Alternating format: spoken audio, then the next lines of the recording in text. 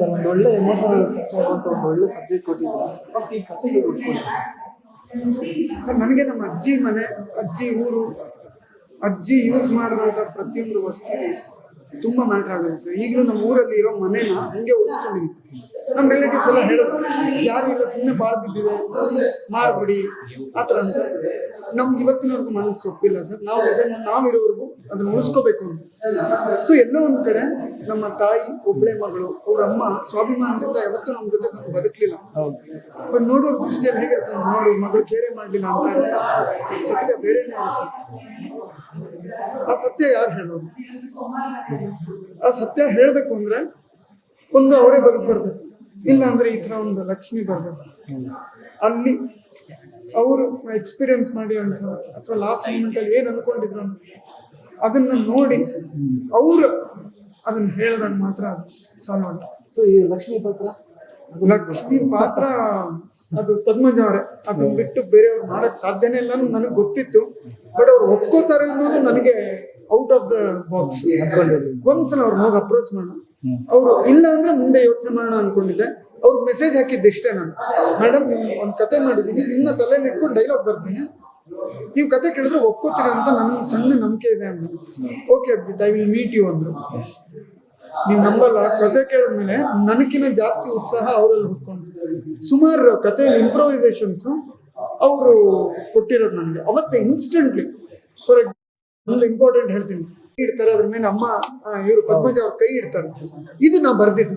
ಅವ್ರು ಅದನ್ನ ಹೆಂಗ್ ಇಂಪ್ರೂವೈಸ್ ಮಾಡಿದ್ರು ಅಂದ್ರೆ ಹಿಂಗೆ ಇಟ್ಬಿಟ್ಟು ನಾನು ಹೌದಾ ಅಂತ ನಗ್ಲಾಗಿ, ಸೊ ದಟ್ ಕ್ಲೈಮ್ಯಾಕ್ಸ್ ಅಲ್ಲಿ ಅವಳು ಅದಕ್ಕೆ ನಕ್ಕಿದ್ಯಾ, ಈ ತರ ಕನೆಕ್ಷನ್ ಅಷ್ಟು ಇನ್ವಾಲ್ವ್ ಆಗ್ಬಿಟ್ರು. ನನ್ನ ಪುಣ್ಯ, ಆ ರೋಲ್ಗೆ ಅವ್ರು ಸಿಕ್ಕಿದ್ದು ನನ್ನ ಪುಣ್ಯ. ಇವತ್ತೊಂದು ಪ್ರೆಸ್ ಮೀಟ್ ಆಗುತ್ತೆ ನನ್ನ ಶಾರ್ಟ್ ಫಿಲ್ಮ್ ಅಂದ್ರೆ ಅದು ನನ್ನ ಪುಣ್ಯ. ಒಟ್ಟಾರೆ ಲಕ್ಷ್ಮಿನೇ ಒಂದು ತುಂಬಾ ಸ್ಯಾಟಿಸ್ಫ್ಯಾಕ್ಷನ್ ಇದೆ ನನಗೆ. ತುಂಬಾ ಸ್ಯಾಟಿಸ್ಫ್ಯಾಕ್ಷನ್ ನನಗೆ. ಪಾತ್ರ ಆಗ್ಬೋದು, ಮ್ಯೂಸಿಕ್ ಆಗ್ಬೋದು, DI ಆಗ್ಬೋದು, ಕ್ಯಾಮ್ರಾ ವರ್ಕು ಎಲ್ಲ ಯಾವುದು ಇದೊಂದು ಹಿಂಗೆ ಮಾಡಬಾರ್ದು ಯಾವುದು ಇಲ್ಲ ಸರ್. ಫಸ್ಟ್ ಆಫ್ ಆಲ್ ನನ್ನ ಪ್ರಕಾರ ನೀವು ಈ ಥರ ಒಂದು ಸಬ್ಜೆಕ್ಟ್ ಸೆಲೆಕ್ಟ್ ಮಾಡಿದಾಗಲೇ ನೀವು ಗೆದ್ದರೆ ಅಂತ ಹೇಳ್ಬೋದು. ಯಾಕಂದರೆ ಆ ಥರದ ಸಿನಿಮಾಗಳನ್ನ ನೋಡ್ತೀವಿ ನಾವು, ಆದ್ರೂ ಒಂದು ಎಮೋಷನಲ್ ಆಗಿ ಕನೆಕ್ಟ್ ಆಗುವಂಥ ಸಿನಿಮಾ ಈ ಜನ್ರೇಷನ್ ಮಾಡಿದ್ರೆ ತುಂಬ ಖುಷಿ ಆಯಿತು. ಸೊ ಇಂಥ ಒಂದು ಒಳ್ಳೆ ಸಬ್ಜೆಕ್ಟ್ನ ದೊಡ್ಡ ಮಟ್ಟದಲ್ಲಿ ರೀಚ್ ಮಾಡಬೇಕು ಅನ್ನೋದು ನನ್ನ ಪರ್ಸನಲ್ ಅಭಿಪ್ರಾಯ. ಸೊ ನೀವು ಇದ್ರ ಬಗ್ಗೆ ಯಾವ ಥರ ಪ್ಲಾನ್?